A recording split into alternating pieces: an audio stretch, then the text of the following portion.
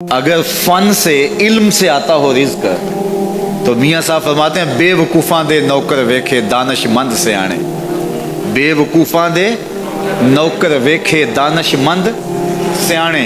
انگوٹھا چھاپ شخص ہوتا ہے اور MBA جو ہے تعلیم کے حامل اس کے منشی بیٹھے ہوئے ہوتے ہیں. تو پھر اگر علم سے کمال آتا ہوتا تو جو ہے وہ فن سے دولت ملتی ہوتی تو پھر اس انگوٹھا چھاپ کو کیسے ملتی. اور یہ جو اتنا تعلیم یافتہ ہے ماہر معاشیات ہے یہ تو تنخواہ پہ کام کر رہا ہے اور وہ جو ہے وہ دولت کا اسے حساب ہی نہیں ہے کہ کتنی ہے. تو اس لیے اللہ فرماتا ہے کہ یہ مت سمجھو کہ یہ تمہارے فن کا کمال ہے, یہ تمہاری جو ہے وہ محنت کا نتیجہ ہے. اللہ فرماتا ہے اولم یعلموا, کیا انہیں نہیں پتا, ان اللہ یبسط الرزق لمن یشاء, جس کو چاہتا ہے اس کے لیے رزق کے دروازے کھول دیتا ہے. وَيَقْدِرْ, اور جس کے لیے چاہتا ہے اس کے لیے رزق کو تنگ کر دیتا ہے. کئی لوگ کتنی محنت کرتے ہیں نتیجہ زیرو, اور کچھ لوگ کچھ بھی نہیں کرتے, وہ مٹی کو ہاتھ لگائیں اور سونا ہو جائے, اور کئی سونے کو ہاتھ لگائیں تو مٹی ہو جائے. تو پھر کوئی طاقت کار فرما ہے نا جو مٹی کو سونا بنا دیتی ہے اور سونے کو مٹی بنا دیتی ہے. اللہ فرماتا ہے اس کو پہچانو, وہ کون ہے, وہ تمہارا رب ہے. مومن کا توکل اور مومن کا بھروسہ اللہ کی ذات پہ ہونا چاہیے. جب ہم اللہ کی ذات پہ اپنا مکمل بھروسہ جسے توکل کہتے ہیں قائم کر لیں گے تو میرے اور آپ کے آقا و مولا نے ارشاد فرمایا کہ اگر تم اللہ پر توکل کا جو حق ہے وہ ادا کر دو تو وہ تمہیں ایسے رزق عطا کرے جیسے پرندوں کو عطا کرتا ہے. جب گھر سے نکلتے ہیں تو اس وقت وہ خالی پیٹ ہوتے ہیں, اور جب واپس آتے ہیں تو کبھی بھی کوئی جانور بھوکا واپس نہیں آیا. اور سب سے اچھا کھاتے بھی یہ. ہمارے علاقے میں تو زیادہ باغات نہیں ہیں, امرود کے باغات ہمارے علاقے میں پائے جاتے ہیں.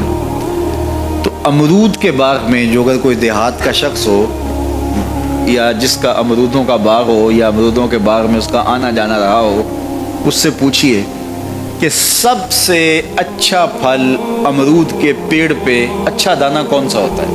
کوئی آپ کو کہے کہ یار امرود توڑ کے لاؤ, میٹھا ہو اور جو ہے وہ پکا ہوا ہو اور ذائقے دار ہو تو وہ جاؤ توڑ کے لاؤ.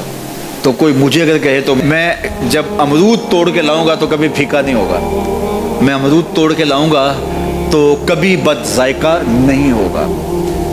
آپ مجھے پوچھیں کہ آپ کے پاس کیا فن ہے. میرے پاس فن یہ ہے کہ میں نے امرودوں کے باغوں میں جو ہے وہ بچپن گزارا ہے اور مجھے پتہ ہے کہ اچھا اور پکا پھل کون سا ہوتا ہے. لیکن میں آپ کو نشانی بتا دیتا ہوں. اب نئی نسل انہوں نے نہیں دیکھا, آپ باغ میں جائیں اور شاخوں سے لٹکے ہوئے امرود دیکھیں.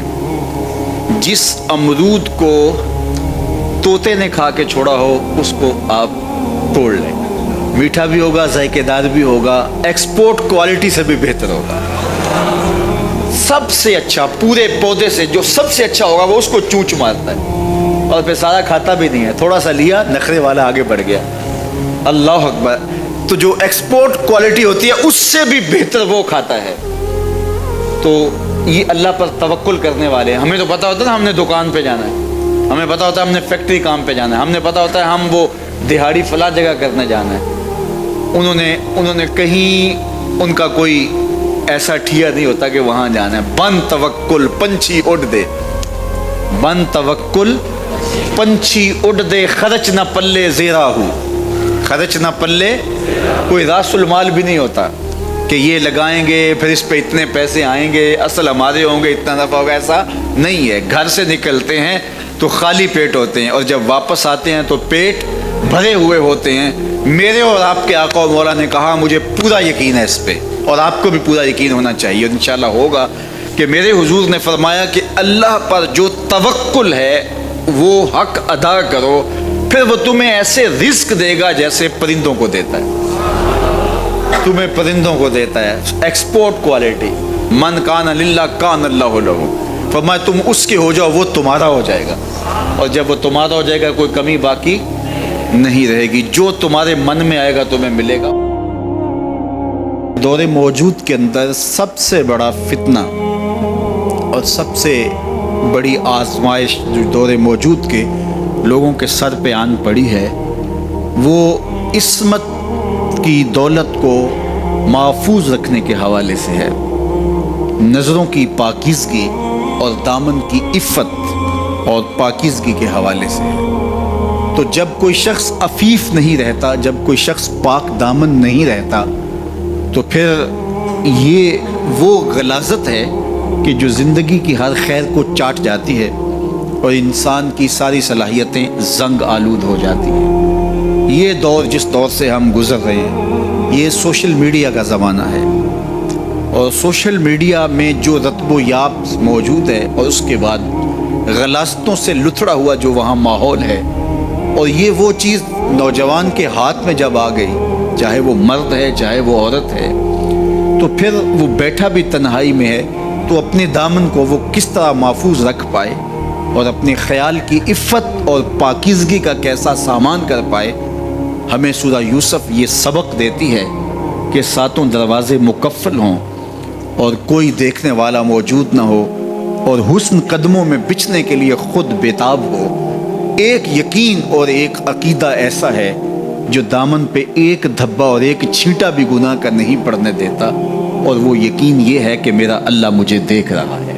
ہمارے معاشرے کا ایک بہت بڑا مسئلہ حسد ہے، بغض ہے، کہ باہمی حسد نے ہمارا سکون چھین لیا ہے، ہمارے قرار کو لوٹ لیا ہے۔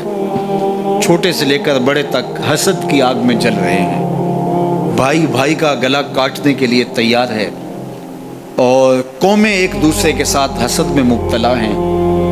علماء کا طبقہ ہو یا فقراء کی جماعت ہو، درویش اور فقیر لوگ ہوں یا تجار کا طبقہ ہو، آج حسد کا دنیا کے اوپر پہرا ہے، اور حسد اور بغض اور کینہ اور نفرتیں، اسی کا دور دورہ، اس کی حکومت چل رہی ہے اور اس کا سکہ چل رہا ہے۔ حکومت کے ایوانوں سے لے کر کے فقیر کی جھونپڑی تک آپ کو حسد کی ہی شہنشاہی دکھائی دے گی۔ سورہ یوسف ہمیں بتاتی ہے کہ حاسد کس طرح نامراد ہوتے ہیں اور محسود کس طرح کامیاب اور بامراد ہوتا ہے۔ جس سے حسد کیا جائے، اور حسد کرنے والے بھی کوئی بیگانے نہ ہوں، حسد کرنے والے اپنے سکے بھائی ہوں، حسد کرنے والے پیغمبر زادے ہوں، لیکن جب وہ حسد کی آگ میں جلتے ہیں تو اپنی ساری صلاحیتوں کو زنگ آلود کر لیتے ہیں، اور جس معصوم سے حسد کیا جاتا ہے وہ 13 سال کا یوسف ایک دن مصر کے تخت پہ جلوہ فرما ہوتا ہے، اور پھر وہ حاسد سامنے سوالی بن کے کھڑے ہوتے ہیں، تو محسود کس طرح ان کے ساتھ رویے اختیار کرتا ہے۔ یہ صورت ہمیں رویوں کا حسن بھی سکھاتی ہے، رویوں کا جمال بھی بتاتی ہے کہ رویے کتنے خوبصورت ہونے چاہیے۔ تمہارے ساتھ اگر کسی نے اچھا سلوک نہیں کیا، تو جب تم ایسی مسند پہ پہنچتے ہو جہاں تمہیں عزتوں سے نوازا جاتا ہے، تو تمہارے رویوں کی خوبصورتی کیا ہونی چاہیے۔ سورہ یوسف میں یہ بھی بتاتی ہے کہ عزتیں اللہ کی عطا ہوتی ہیں، اور جب کوئی بندہ اللہ پر کامل بھروسہ کر کے بیٹھ جائے اور اس کا اللہ پر توکل مضبوط ہو جائے، تو اس کو چاہے اندھے کنویں میں بھی کیوں نہ لٹکا دیا جائے، اللہ وہاں سے نکال کے بھی تخت پہ بٹھانے پہ قادر ہے۔ علماء تفسیر نے لکھا ہے، جو سورہ یوسف کو سمجھتا ہے، سورہ یوسف کی تلاوت کرتا ہے، حاسد اس کا کچھ نہیں بگاڑ سکتے۔ اللہ تعالیٰ اس کو حاسدین کی شر سے محفوظ فرماتا ہے۔ اور ہمارے بزرگوں سے یہ منقول ہے کہ جو سورہ یوسف تلاوت کرے، اس کے بیٹوں کے یا بیٹیوں کے رشتے نہ ہو رہے ہوں، تو وہ روزانہ کی بنیاد پہ اس مقصد کے لیے اگر سورہ یوسف تلاوت کرتا ہے تو اللہ اس کے لیے صالح اسباب پیدا فرما دیتا ہے۔ بہترین اچھے اور صالح اور نیک رشتے اللہ تعالیٰ اس کو نصیب فرما دے گا سورہ یوسف کی تلاوت کے ساتھ۔ تو سورہ یوسف ہماری زندگی کے اندر روشنیاں بھرتی ہے۔